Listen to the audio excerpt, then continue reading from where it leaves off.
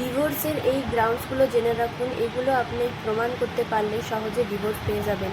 First of all, adultery.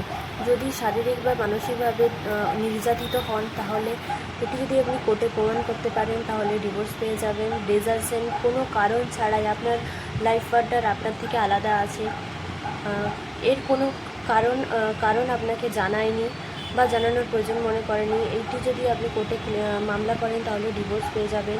যদি আপনার life partner অন্য ধর্মে যায়, নিজের ধর্ম পরিবর্তন করে, তাহলে আপনি পেয়ে যাবেন। যদি আপনার জীবনসঙ্গী সন্ন্যাস গ্রহণ করে কোনো ধর্মীয় কারণে সংসার জীবন ত্যাগ করে, এটি আপনি প্রমাণ করতে পারলে ডিভোর্স পেয়ে যাবেন। যদি কেউ 7 বছরের জন্য নিখোঁজ হয়ে যায় বা এর থেকেও বেশি সময় ধরে যদি নিখোঁজ হয়ে যায়, তারপর তাকে মৃত ঘোষণা করা হবে, যার ফলে আপনি ডিভোর্স পেয়ে যাবেন। আপনি পুনরায় আবার বিবাহ করতে পারবেন। যদি আপনার লাইফ পার্টনার আপনাকে শারীরিক বা মানসিকভাবে নির্যাতন করে, এটি প্রুভ করলে আপনি ডিভোর্স পেয়ে যাবেন। আপনার জীবনসঙ্গী হয়তো অন্য কারোর সাথে সেক্সুয়াল রিলেশনে জড়িত, এটি আপনি প্রমাণ করতে পারলে সহজে ডিভোর্স পেয়ে যাবেন। এই গ্রাউন্ডসগুলো অবশ্যই জেনে রাখুন। আমি যে গ্রাউন্ডসগুলো বললাম, এটি হিন্দু লয়ের পার্ট, এটি শুধুমাত্র হিন্দুরাই ফলো করবে।